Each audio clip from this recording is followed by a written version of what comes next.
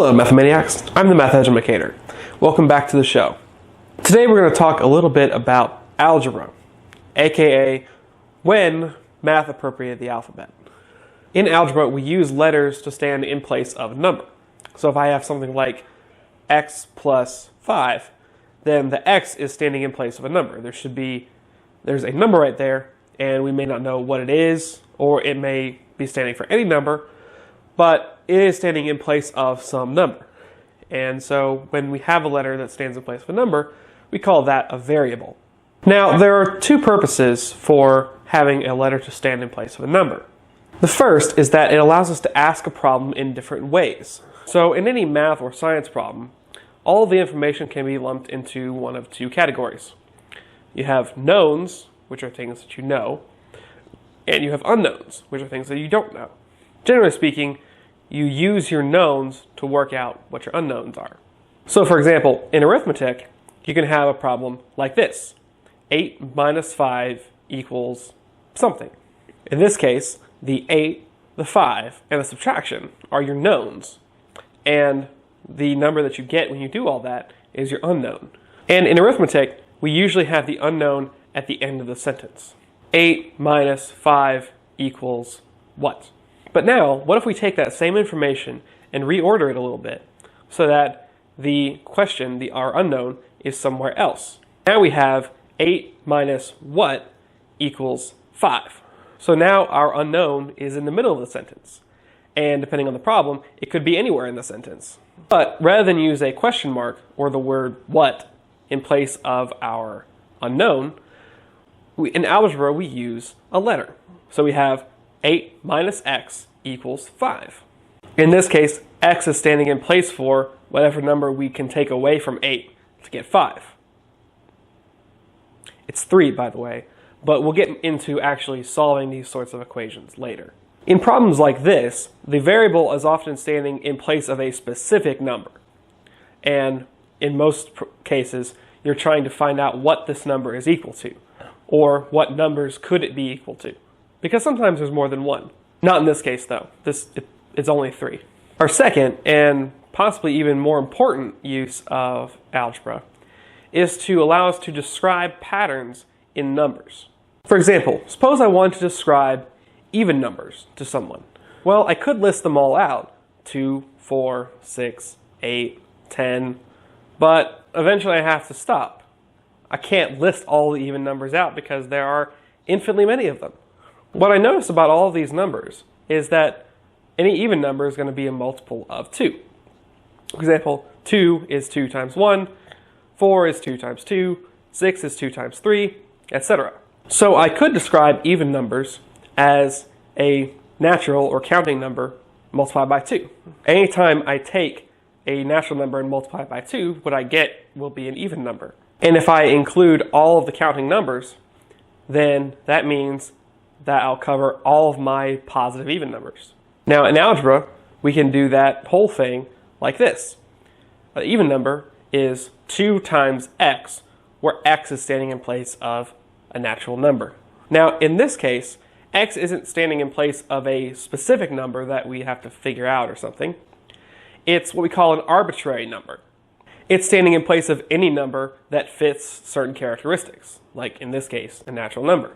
Now I could carry this a bit further and say that all of my odd numbers are 1 less than my even numbers. I have 2, 4, 6, 8 as my even numbers, and 1, 3, 5, 7 are my odd numbers. Well, in that case, all I need to do is take the little thing I came up with for my even numbers and take away 1 from it. So if I have this 2 times x minus 1, then no matter what natural number I put in place of that x, what I'll get is an odd number.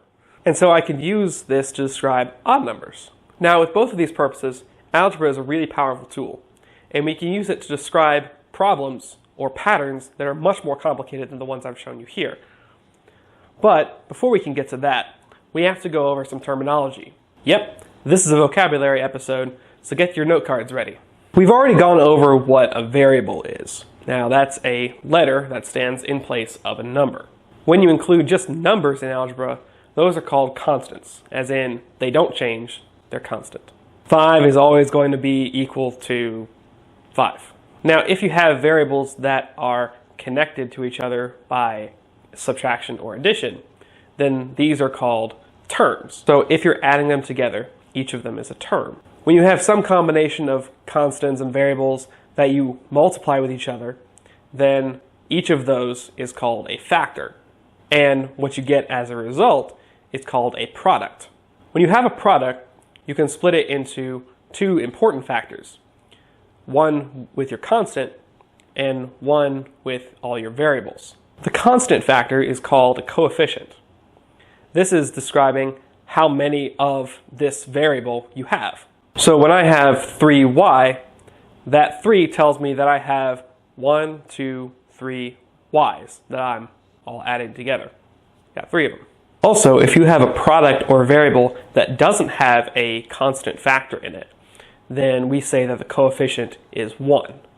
So if there's no coefficient, it's 1.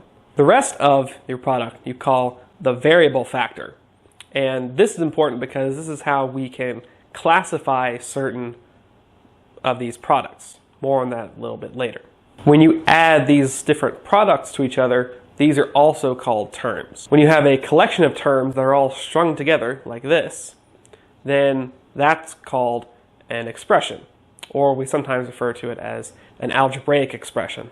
Now, an expression could be a lot of terms, but it also could be just one. Then when you have two expressions that are connected by an equal symbol, then that's called an equation, or an algebraic equation. Now, let's see how much you're paying attention. I'm going to put this up on the screen. Now, what I want you to do is list out all the constants, all the variables, all of the coefficients, all of the terms, and all the expressions. Okay? Think you can do that for me? Awesome. Hey guys, Billy here.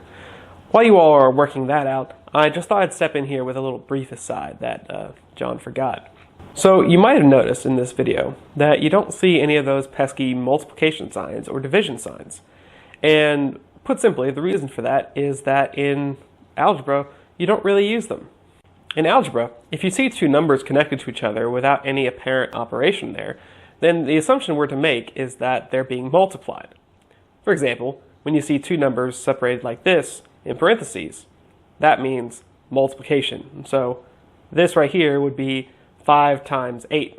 Or this number right here, which is 6 times 4, which is 24.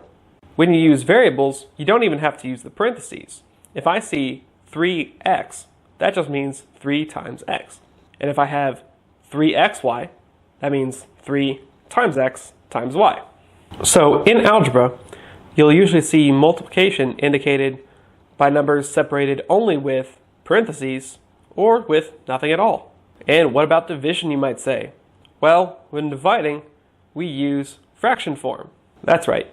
We've taken the idea of fractions and division being linked and completely embraced it. So this number you see before you is 9 divided by 3, or else 3.